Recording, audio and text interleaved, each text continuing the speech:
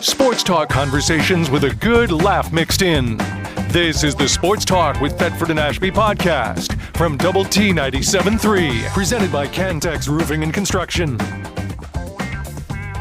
I'm Mike Hebert, owner of Cantex Roofing and Construction. Every day is game day, and we'll get it right when it comes to your roofing, construction, windows, and mirrors. Call Cantex Roofing and Construction today. Together, we are one serving you. Hey, good morning, everybody. Welcome to Sports Talk with Thetford and Ashby. I'm David Thetford. Gary Ashby is in Rio Doso for the Memorial Day weekend celebration, and Craig Wells is joining me like he usually does, and I appreciate Craig doing that. And we're honored today to have Coach Nathan Blackwood, 21 years, head baseball coach at LCU. Coach, that's amazing. Did you have any idea when you got the job?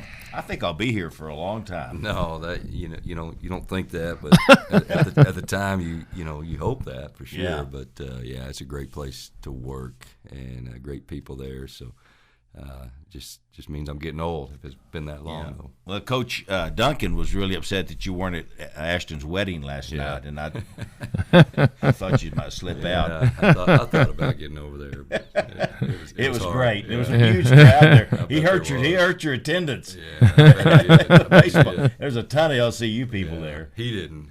He had nothing to do with that timing. But No, he we'll didn't. blame Ashton for that one. We will. But anyway, we're proud of you. You got beat last night in 10 innings, 7-6 by Angelo State, and they're really good too. Y'all came in ranked number 4 in the country.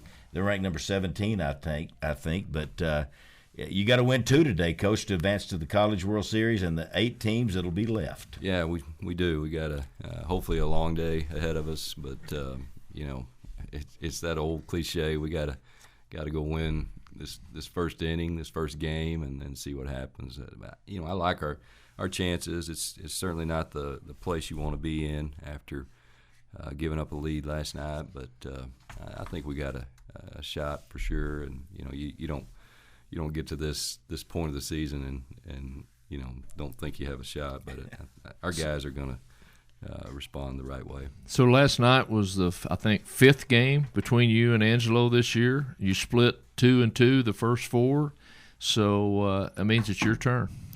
That's the way I look at it. Hopefully that's right. It's and that's this conference. It seems like the top teams, all of us split.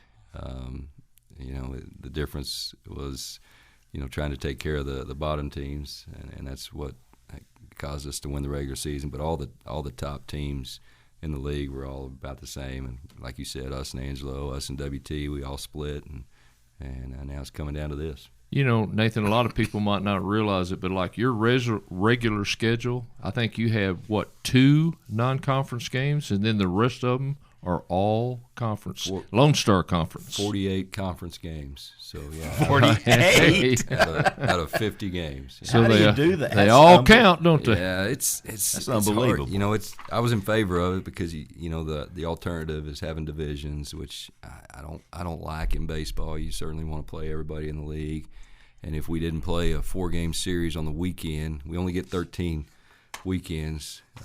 So allowing just opponents to play on the weekends, had to play our 4 games, or we weren't going to be able to fill the rest of our schedule. So it's not ideal, but it's better than the divisions. One good thing about that is every weekend counts. I mean, You've got to be ready every weekend. Once you hit that first conference game, it's pretty much a counter every weekend. Yeah, no doubt. You look at the very first game of the year in February. We went to Cameron, and I think we had to come from behind to win that game. Ended up sweeping that series, but won the league by 1 game. So meaningful games in February, and that's true in college baseball. Period. But it seems like it's a little more amped up when it's a conference game. It's good having it out at Hayes Field, though. You got to like that, having it at home here.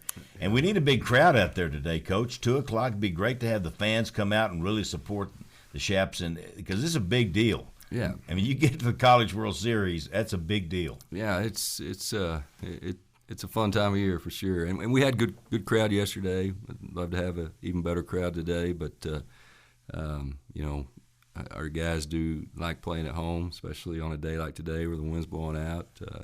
feel like we're never out of a game. So it's cool to have earned, the spot to play the conference tournament, the regional, and then now the super regional at home. We've got to take advantage of that and see what can happen. Y'all left 13 runners on base yesterday. I know that's not your goal, not to see how many runners you can leave on base. No, that's a lot. Yeah, it was, and we haven't been doing that. Yeah. Credit Angelo State; they did a good job of pitching with runners on, and we didn't do a good job of executing. And that was the difference in the game for sure. Part of those, it's kind of like they gave us some of those runners, and then they just again did a really good job of shutting us down after that. So we've talked about that. We've got to execute. We've got to move runners and continue to do what we've been doing. Well, your defense has been strong, and it starts up the middle. And I don't want to mispronounce his name, Ogilvy, your shortstop. Yeah.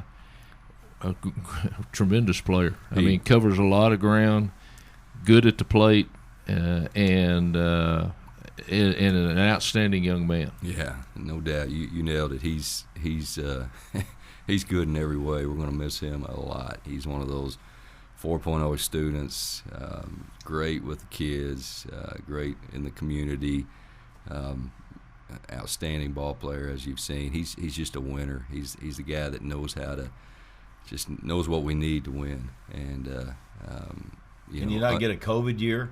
Yeah, I wish we could have him another year. We've had him 3. He had 2 years at JUCO, and we've had him here for 3. So yeah, we're fortunate to have him, and certainly going to miss him next year. Where did he go to JUCO? Hill College. Hill College. I'm looking at your roster here, Coach. Yeah. How many guys you carry on your team? We had 45 this year on the roster. That's a bunch. We're able to suit up 28, this time of year. So had some guys to redshirt, but yeah, it was a good number this year for sure, and turning people away, of course. But they want to come play. Yeah.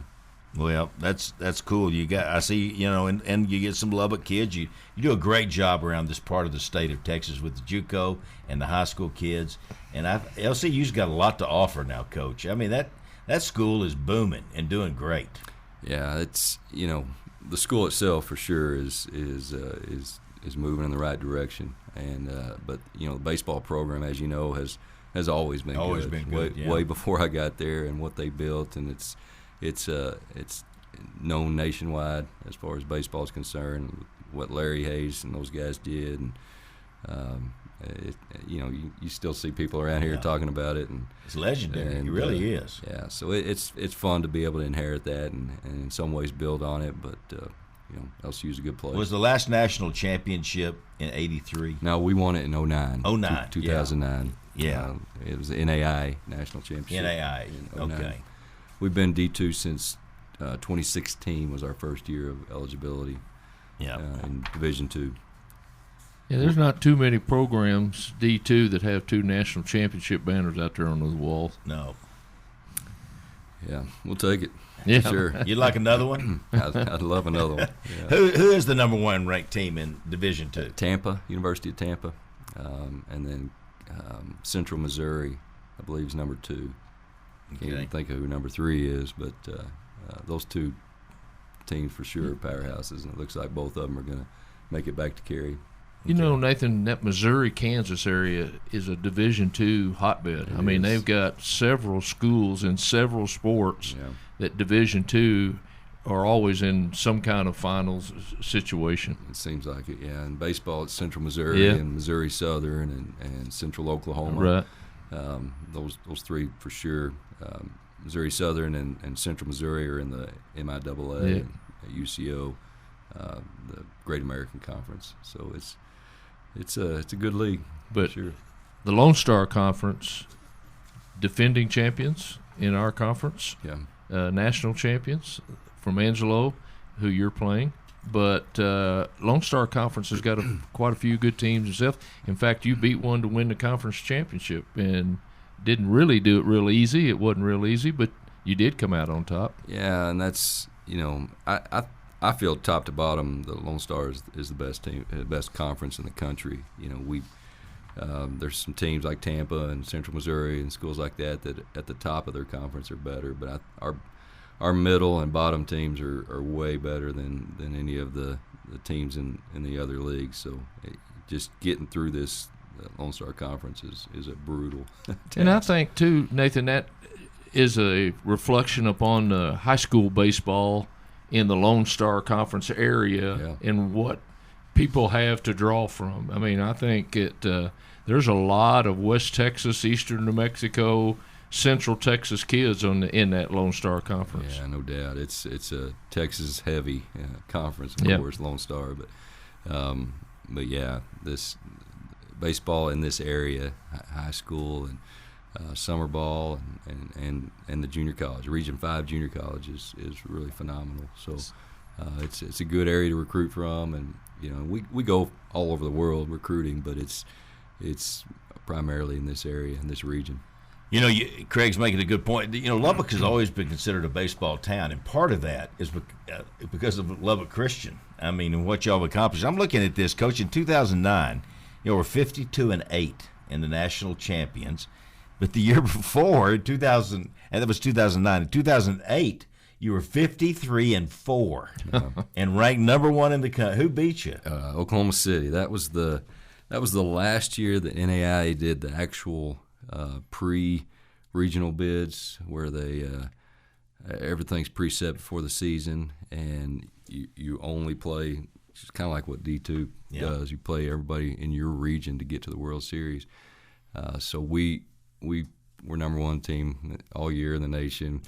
Lose 2 games in the regular season and went to Oklahoma City, who's a team in our conference that we swept in the regular season. We went to their place for the regional. And they ended up beating us 2 games, my gosh, they went to the World Series. So the next year in 2009, that's when they spread everybody out all over the country and got the best 10 teams to the World Series. You've been here so long, Coach, it's hard to remember, but you're doing a really good job. Because that's a lot. Busy with Nathan Blackwood. He's the head baseball coach at Lubbock Christian University in his 21st year, and they got to win 2 today against Angelo State to advance to the College World Series in Cary, North Carolina. And if you get there, anything can happen. I mean, you just got to get there, and then crazy things can have you win another national championship. Yeah, the way that's set up there, it's 8-team double elimination, just like the Division I World Series. You got 2 4-team brackets, and so you don't necessarily have to have the pitching depth that you have to have through the regular season to win a 4-game series on the weekend. Everything's spread out, so I really feel, if we can get there, I feel good about our chances. And just like you said, everybody that gets there says they're that, pretty good, and that's true. But with our pitching depth, I like our shot there. Speaking of pitching depth, who you have on the mound for the first game today? Ryan Marquardt's going to go game 1. He's our first team all region for pitcher. I think he went 11-1 on the year, and very capable of beating those guys. They've got a good one as well. Braxton Pearson will be on the mound for them, so it'll be a battle. But we got to go try to win game 1 and then see what happens. Yep. Tell us who your coaches are. Mention them. Jermaine Van Buren is our pitching guy. He's been with. This is his 5th year. 5th year with us. Does a great job. He's a former big leaguer and great recruiter. Great with the players.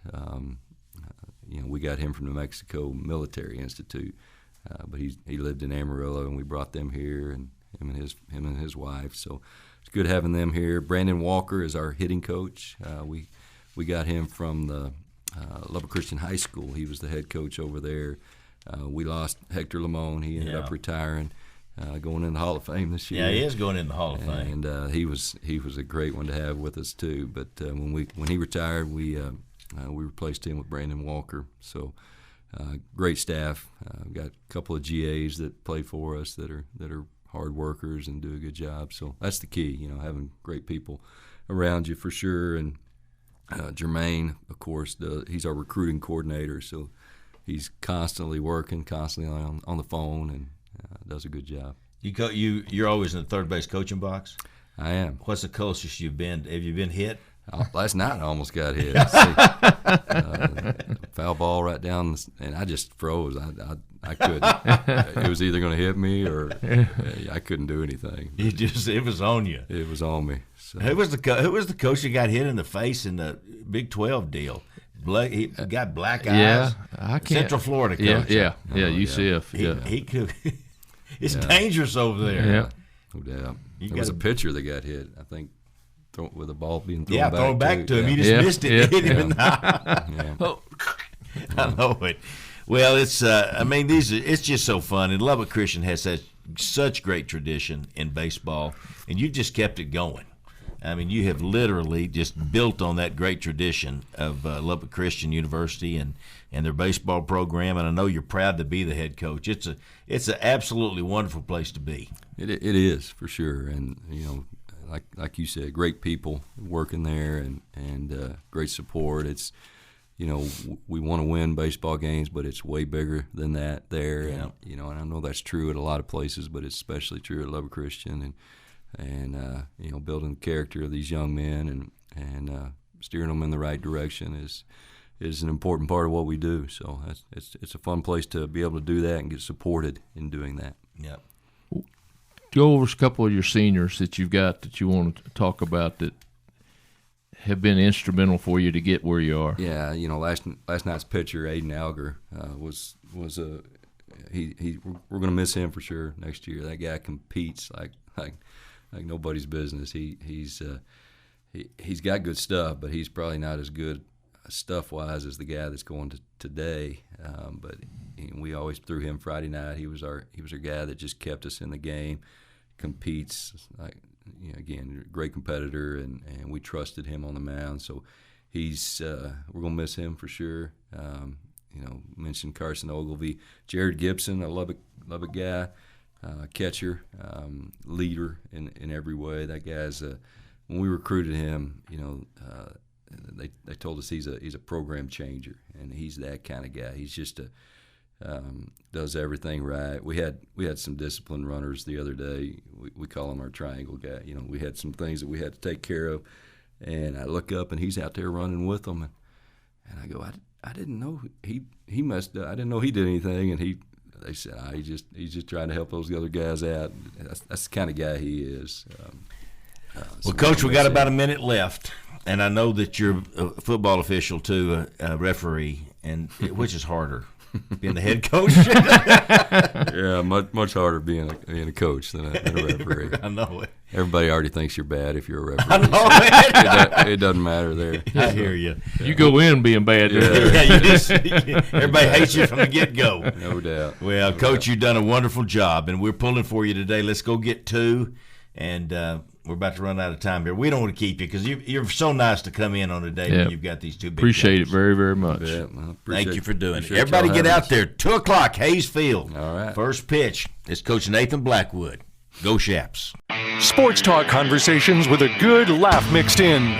This is the Sports Talk with Thetford and Ashby podcast from Double T 97.3, presented by Cantex Roofing and Construction. Hey, Cardinal Sports Center outside the Loop on Slide Road. You talk about a wonderful store. I would have never dreamed in a minute, because I grew up as a little kid here. We went to Cardinals. We went to Holt Sporting Goods. Sporting goods stores were just different. And Cardinals is state of the art. I mean, they are absolutely phenomenal. You need to go. If you're getting to Christmas or birthday presents, you can get whatever you want for somebody in your family right there, I'll tell you, at Cardinal Sports Center. They do uniforms. They do trophies. So many things they do at Cardinal Sports Center that is absolutely great. They have fashion for the women and have the restaurant in, the little coffee shop in there, and the workout facilities. Great place at Cardinal Sports Center. Go see them. R.C. Taylor Distributing Company. This is convenience store type items, and they deliver it 125 to 150 miles around Lubbock. They'll bring it right to you, unload it, And you concession stand people, this ought to be your call. You don't have to come to town to get it. They'll bring it to you. You just fill it out what you want, and they'll bring it to you at RC Taylor Distributing Company. Convenience stores use them. Grocery stores use them. They're that good at RC Taylor. All right, we got Zane Perry on the phone here with us. He's the Associate AD in charge of equipment for Texas Tech Athletics and been doing it for 20-plus years and seen a lot of changes. I think that's so funny that we used to have 2 jerseys and 1 pair of pants, 2 jerseys, and it is so different today. I don't even know how you have enough room, Zane, to store everything, especially with construction. I don't make it hard, but it's a lot of equipment to keep up with. It is. We can't wait to get into that new facility. Our own equipment room itself is gonna triple in size from what we were, and we still had a large equipment room in the old FTF. That's great. That's great. That'll really help. I can still remember when they built the FTF, David. Zane and them got these lockers for equipment, and you could pull them out and look for things and stuff. And I thought, gosh, that's a cat's meow. Well, that's so old stuff now. It's not even funny. Now you look on a computer and you pull it up or something. Yeah, it rolls around and there it is. Yeah, that same unit. We're going to have 4 of those in our new equipment room. Yeah, that's amazing. Is that right? That is truly amazing. How many guys do you have working with you, Zane, in your equipment team in football? Just football, including myself, there's 4 of us, but across the entire athletic department, I have a great staff. There's 6 other equipment managers that help it run, and then football we have, I want to say maybe 15 students. We're kind of in the process of hiring some new ones after graduation and whatnot, but we're trying to shoot for 14 or 15 students, and really we couldn't do anything every day without our student workers, and then the incredible equipment staff they have for each sport. Those guys really help the athletic department run. I tell you, it's an amazing scene at just a regular practice to see those guys just running everywhere. I mean, they've all got assignments, and they spend a lot of time, Zane, putting together a practice. They do. They're passionate. They want to see us win just as much as anybody else out there, and they feel every loss, but they celebrate every win, and every practice is fun. I enjoy going out to practices and watch those students. That's where they figure out if they want to be a coach or if how much they really love football, how much time they want to spend out there. And we've been blessed with our student workers and watching them grow, develop, and become coaches and equipment managers. We have one that's going to go off this summer and go intern with the Rams, and couldn't be more excited for him. And that's what we want them to do. We want them to figure out what they want to do, and we can help push them that way and guide them, and hopefully they're not firing me one day whenever they're my boss. Hey, let me tell you, you've had a chance to work with a lot of head coaches and some other coaches and people. I think of Tommy McVeigh and Jess Stiles and these guys that you've personally had the chance to be around, but you've had all these head coaches. And we're not going to talk about we've been blessed with tremendous football coaches, head coaches, and assistants. But you got to be pretty fired up to be working with Joey McGuire. I just can't imagine that this is not the greatest every day to get around him. Oh man, he's just incredible. I mean, you know him, and the way he brings energy every day, and even if I bring my family up there to come to practice, he comes out there and hugs my girls, and then he takes my son out there on the field, picks him up, and even his first bowl game, we were all hanging out in the hospitality room, and my little man's just running around tearing up the hospitality room, and Coach McGuire grabs him and rocks him to sleep. Oh my goodness! That's something that I couldn't do at the time. He wouldn't let me even pick him up or hold him, but Coach McGuire just did that, and I mean he cares about everybody that walks in the facility, and Zane, you can testify to this. It's real. I mean, it's not. Yeah, you can't fake he's not doing it for his job's sake. He's doing it because that's the kind of person he is. I mean, he is truly interested in all people. I mean, he is a people guy, and it's just an amazing gift that he's been given, and he is just a really true original. Yeah, he is. He's perfect for Texas Tech and Lubbock, Texas, and West Texas. He's one of us. Yeah, that's a good way to say it. Yep. He's one of us, and we're so thankful that he's here. And I look for great things from our. I just can't imagine if you're a recruit and Joey McGuire shows up at your house with your parents, that when he leaves, the parents are all going, "You're going there. You're going there. I don't care what anybody else I don't know offers." where you're going, but we're going there. That's a good story about that. As soon as he was hired, I had a phone call from another head coach, and that coach wanted me to go with him to his new school and become equipment manager out there. And we talked back and forth, and we had the staff Christmas party, and my wife hadn't met Coach McGuire yet, and she was fired up maybe about a change and whatnot. And we went to the staff Christmas party, and I was like, wait, let's go meet Coach McGuire and everything. And she met him. She came back with tears in her eyes. She said, "We're not going anywhere." That's exactly what we were talking about. That's a great story. Isn't that the truth? Yeah. Yeah. I've never seen anything like it. And I know he's a former high school coach, and he had a little bit of assistant coach in college, but I guarantee you, he's the guy. Yeah. Sometimes you just know. I think Graham McCaslin is the guy in Tech basketball. I think, of course, we already know Coach Tadlock's the guy. Coach Kitley. And Coach Kitley's definitely the guy. We've got coaches right now. And golf, Greg Sands and JoJo. We're so blessed. Do you help with golf? Do you do equipment in golf? Yep. So I'll oversee the equipment manager that handles it, but Cayman Ansel, who also is the head football equipment manager, he oversees men's and women's golf and does a great job, and that's such a great staff to work with. They're easy to work with because they just win, and it's easy to order polos. Yeah. Yep. That's it's all those coaches have their own ideas about what they want to look like and want their kids to look like and everything. And those equipment managers, they do such a good job of fulfilling that wish and within budget and within the time frame that they need it and everything. And you've got a good staff, Zane. You really do.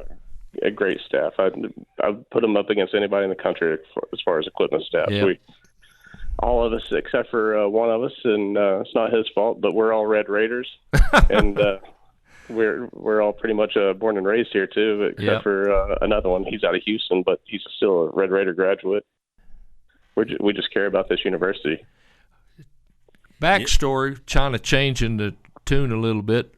How did Gray get into the rotation as far as colors? Where did that come from? That was Coach Kingsbury had requested to have a gray uniform for the 2013 season. Uh-huh. And it was more of a recruiting piece because the recruits are wanting to see, gray. And I think with some of our uniforms that we did that year, we were kind of ahead of the trend on what the other schools were going to be putting out. And Under Armour was able to fulfill that and provide us with a gray uniform. And I know it went over great with a bunch of recruits, the young people. I mean, we still have players asking, why don't we ever wear the grays? And I know it didn't go well with some of the traditional fans. Yeah, and, right. And still hear about that from some people, but it was a great experiment for us.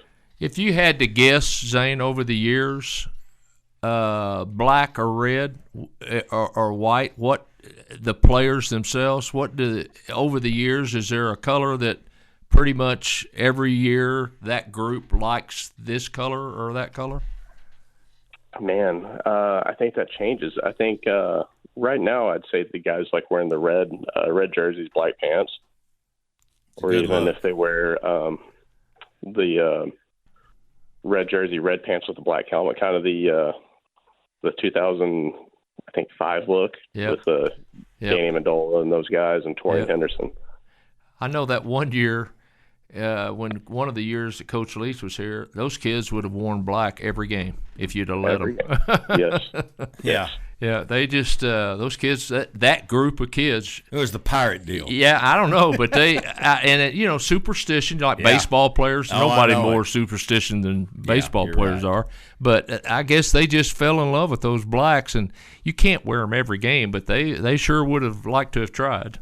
Oh, for sure, and they knew back then it was more of an intimidating look because we're probably the only team in the country to wear all black, and especially that much, because that is our school colors. I know a bunch of schools wear all black when they only have black in their school colors. I know it. High schools are doing it, Zane. Yeah. I mean, you look at a team out there and you go, well, that's not they don't have any other colors on. Yeah.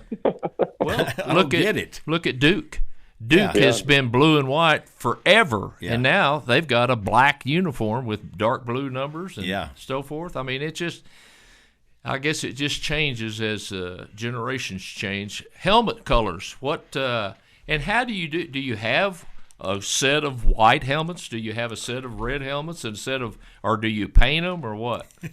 Yeah, so I wish we had our own painting facility in here. It'd be a lot quicker for us, and maybe cheaper. Yeah. But we have a black helmet, and we have a white game helmet, we have a red game helmet, and then we have a white practice helmet. Oh my gosh!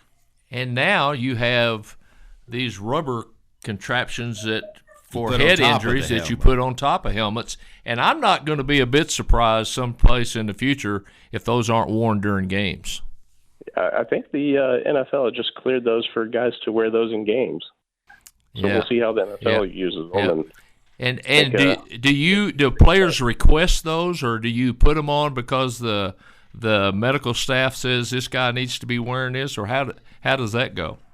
Those are offered to all the football student athletes. If they want to wear them, then we'll put them on, and if they don't want to wear them, we won't put them on, and we're not going to force them on. But there might be some changes coming down the line as whether or not it's mandated by the NCAA if we wear them or not. But we let the student athletes pick, because that's what we care about. If we're not going to force anything on them, and protect, but you want them protected. Yeah, you want them protected.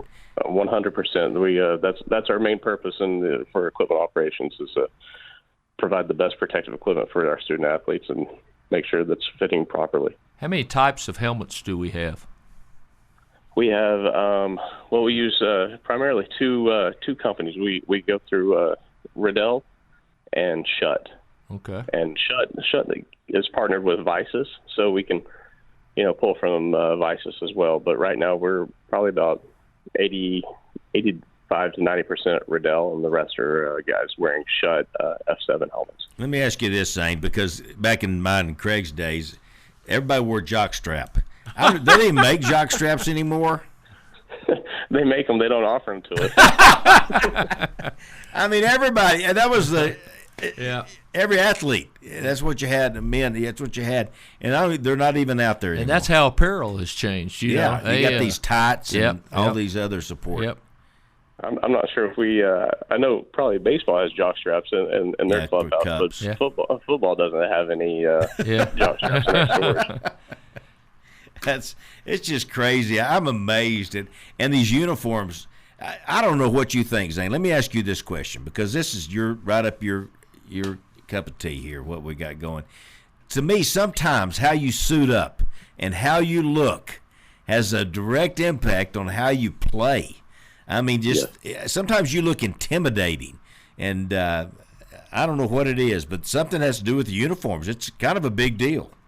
Oh, yeah, for sure. And you guys will get the extra accessories and whatnot, and whether it's an arm sleeve or 15 wristbands on their arms or whatnot, that if they feel good, if they feel comfortable, then go after it. But we'll be the first ones to let them know the next day if they're going to use all their accessories to dress up, and and if they don't play well, we'll be the first ones to let them know that you're not wasting our stuff anymore. How many grass fields will we play on? And if we do, you change from turf shoes to cleats. How many of them actually wear cleats now? So we have all molded cleats. Everybody wears molded cleats right now, and that's a great question on grass fields. I think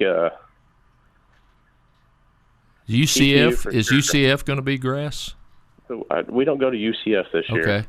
But I think they are grass. Yeah. Cincinnati, but, I don't. Sure. Yeah, you got to have different Cincinnati comes shoes. to us. Yep. Y'all have to take shoes, don't you, Zane, to these games? Because sometimes a player will go, I can't get grip. Well, here, try these shoes. Yep.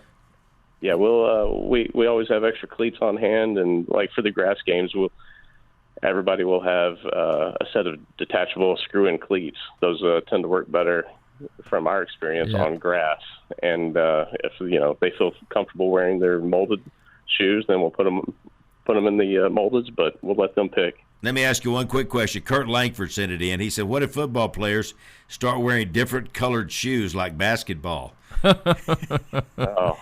We try to keep it uniform. That's why it's called a uniform. Yeah. Zane, you've been great. Thank you very much for taking time on your week off. Thank you weekend for doing off. This. You did really great, Zane. And that's interesting. Good luck on the transfer to Adidas. Yep. We're looking forward to it. And thank you for all you do, and you and your staff both. I appreciate both of y'all. Thanks, Craig. All right. You bet. You Bye-bye. bet. Zane Perry. He is Associate AD and in charge of equipment for Texas Tech Athletics, and in particular football. One of the best. One of the very best. He knows the business. Yeah, he does. From the ground up, he knows the And it business. doesn't surprise me that another coach tried to get him. Robert Giovannetti, when we come back on Sports Talk with Thetford and Ashby, Craig Wells. Sports Talk conversations with a good laugh mixed in. This is the Sports Talk with Thetford and Ashby podcast from Double T 97.3, presented by Cantex Roofing and Construction. All right, McGavick Nissan and Infinity of Lubbock. That is Brent McGavick. Scott, yeah, they just, I've seen Brent's the one that's running everything now, pretty much. But Steve and they've just built a great company. It's a family company, and they're out of Plainview. Now they live in Lubbock, and they're one of the top family dealerships with Nissan in the entire nation. You don't stay in business as long as they have without doing it right. Yeah. And they got some summer deals happening right now, y'all. So go see them at McGavick Nissan and Infinity of Lubbock. Infinity stores right there on Spur 327. Right around the corner of Milwaukee is the Nissan dealership, and they will take great care of you. I have total confidence in that at McGavick Nissan and Infinity of Lubbock. All right, we got Robert Giovannetti on the program. There's lots of things we could talk to Robert Giovannetti about, but really what I wanted him on for today was to talk about Texas Tech baseball, because he was there. And you saw all the games, didn't you, Gio? Yeah, I saw all of them, including a bunch of the Big 12 games, the other team games, because so many games ran long.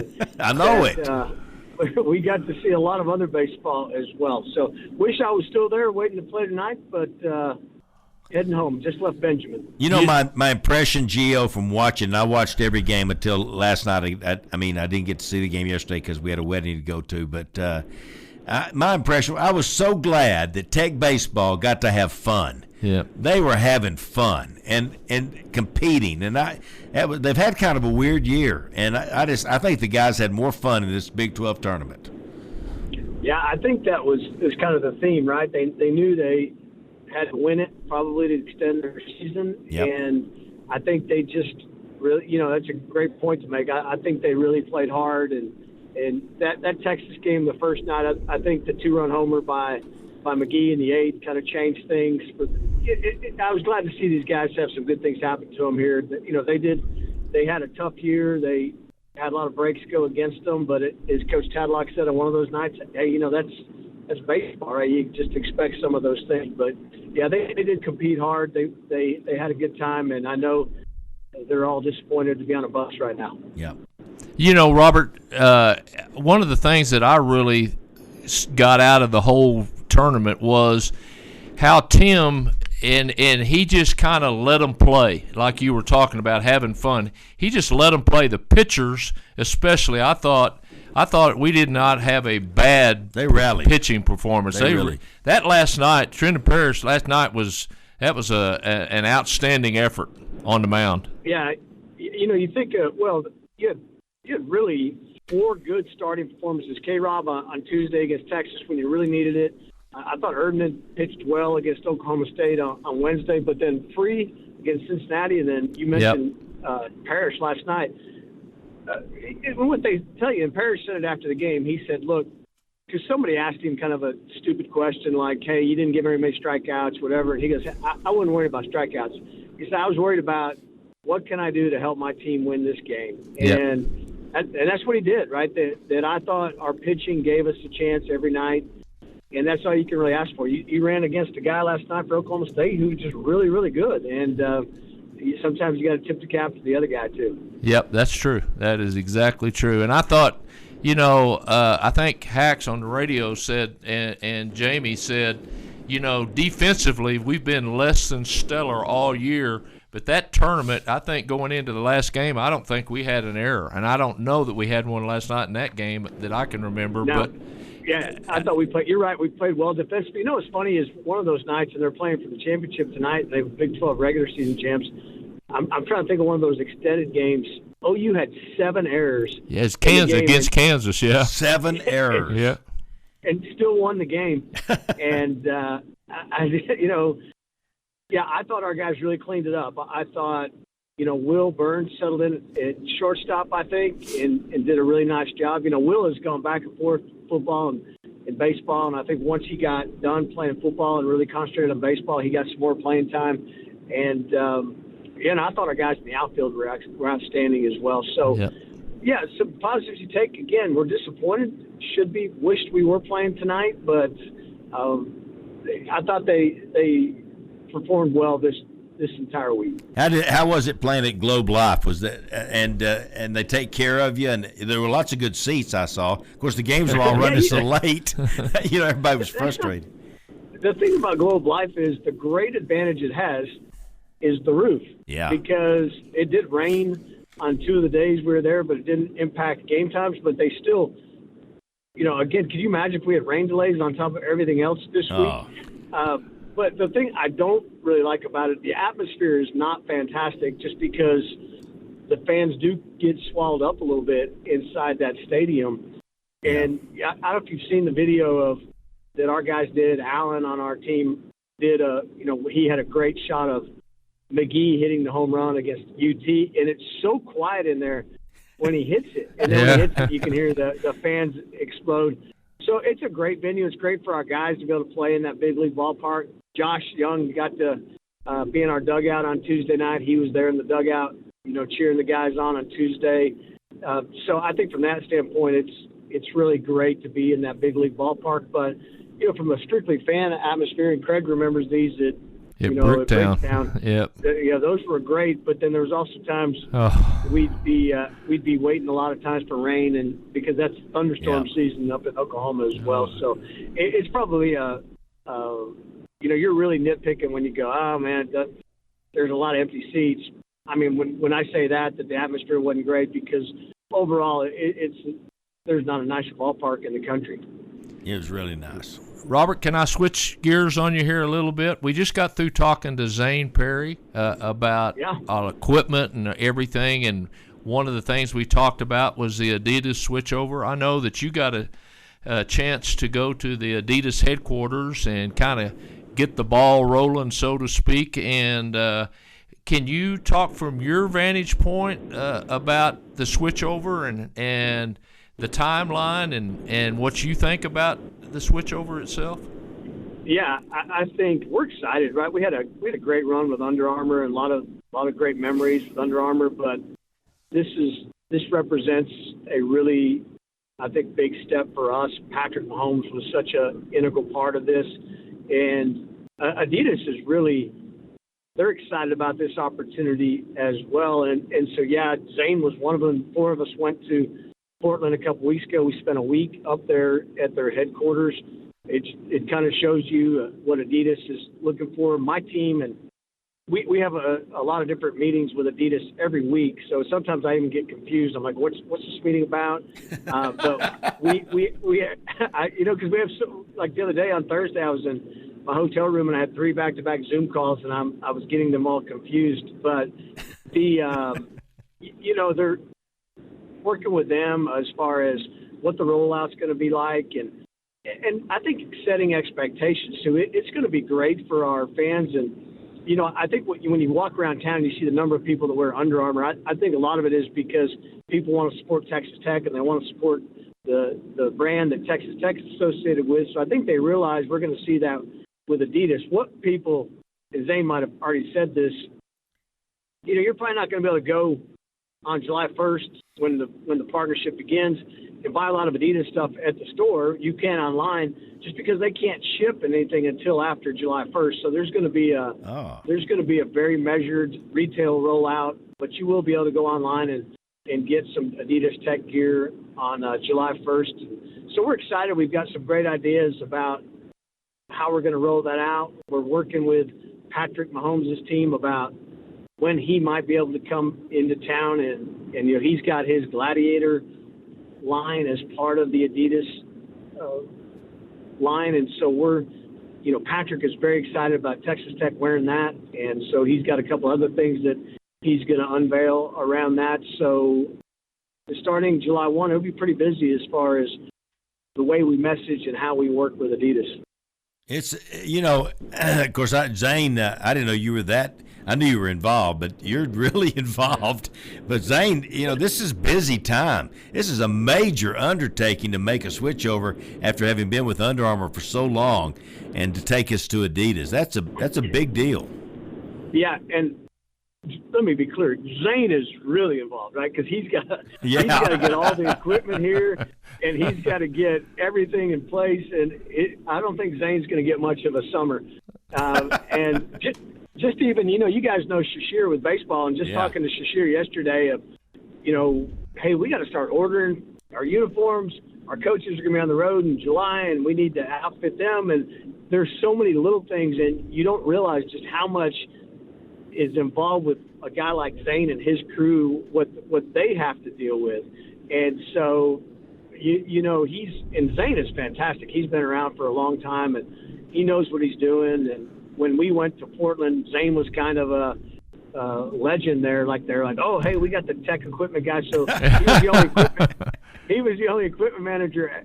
So all 20 Adidas schools were there, or 20 Adidas colleges, not all of them were there. And then they've got some smaller schools that weren't there. But there was 80 to 100 people there. But Zane was the only equipment manager there. So he was a little bit of a legend when we spent that week in Portland, because people wanted his take and how it impacts the individual programs, how it impacts the teams, and Zane's got so much institutional knowledge and everything else that he's an integral part of this. So I hate to even put myself in the same breath with Zane, because this is a really big project for Zane, and we've got to deal with the PR side of it and how it's going to look and how we're going to message our fans. But Zane's got to make sure the gear gets into the right spots and everyone can eat, etc. Where are you right now, Gio? I know you're driving home from the Metroplex. Are you going 114? Yeah, I'm going 114. I just stopped at Ranchland and Benjamin and got some coffee, and so I'm probably 15 miles outside of Benjamin. Well, we may lose you here in a minute. You get in that waste desert land. Hey, Robert, kudos to you and your staff and everybody in Tech Athletics for selling out football season tickets. That is pretty cool, and that doesn't happen by accident. It doesn't happen very often. So kudos to you and your staff. And we just lost him. We lost him. Just as we say we go through Benjamin. Well, we got it. Did you see where the kid from Benjamin, that Rigdon kid? Yeah. He's going to transfer to a different high school for his senior year. Does he want to play 11-man? Is that why he's doing it, or? I guess, and you need to be seen. And evidently the kid's a super enough talent. Yeah, he's lit up the 6-man world, that's for sure, in a lot of sports. Benjamin, I didn't even know they had a school. Yeah. I go through there and I'm like, they said Benjamin's, made Win State, and I'm like, you got to be kidding me. Yeah. We're the kids. Well, yeah. You just need one. Yeah. Evidently. It's really good. But they don't live in Benjamin, that's for sure. Yeah, I know it. Anyway. All right. Well, Gio, thank you for being on. We lost you, but and right in there, I just was that same road last week when I went to do the games in Wichita Falls for some reason. We played in Wichita Falls. Hey, if it weren't for Lubbock people, that little gas station, convenience store in Benjamin, they'd be closed. I know it. That was a Red Raider that owned that for a long time. I think he sold it now. Yeah. But that little shop they got right there on the corner where you turn. And one way you go to Wichita Falls, the other way you're going to Fort Worth.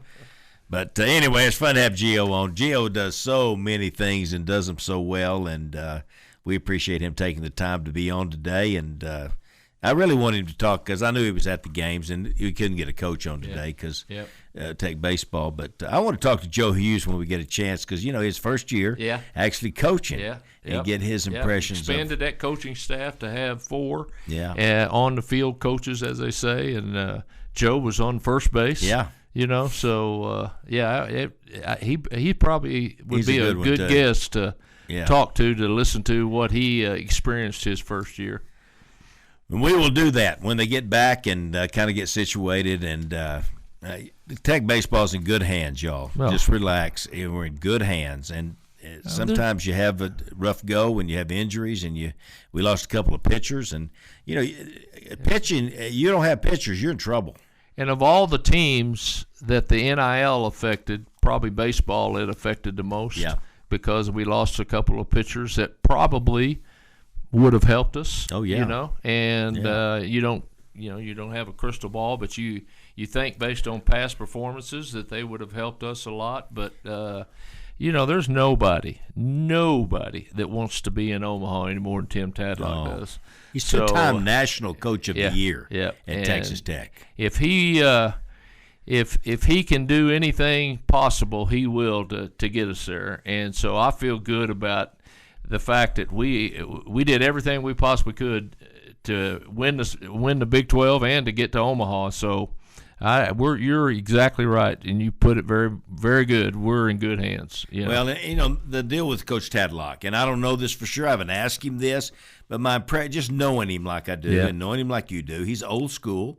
He believes in loyalty and tradition and those kinds of things. And I'm sure that this NIL transfer portal deal just drives him crazy because, you just believe that these kids, you get them to come here, you want them to sell out to you. I think, well, we're going to go over here this year. And that drives me crazy, too. Yeah, and there's no doubt, David, that they deserve some kind of compensation. There's no doubt. How they get that compensation, how much they get, and how it's regulated, boy, I'm telling you, there's going to have to be some people a lot smarter than me because I can't figure it out. I cannot figure it out. But anyway, he'll get that part figured out. I was listening. I can't remember the exact numbers, but the University of Oklahoma, I think they said that of the 45 or 8 players or what, like Coach told us earlier, Coach Blackwood told us, I think 32 of them were transfers in. Yep. That's 32. That's what NIL has done. And I'm like, it's so funny. I listen to the broadcast now, and it's not he played high school ball at Monterey. Yep. It's like he went to and 2 other schools. Same things happened in basketball. The teams that can get older and have more mature kids, juniors and seniors, instead of trying to play with freshmen. Yeah, I know. That's who's winning right now. And you got to recruit your whole team every year. You've been listening to the Sports Talk with Thetford and Ashby podcast from Double T 97.3. Catch the show live Saturday mornings from 9 to noon on Double T 97.3 FM or on the Double T 97.3 mobile app.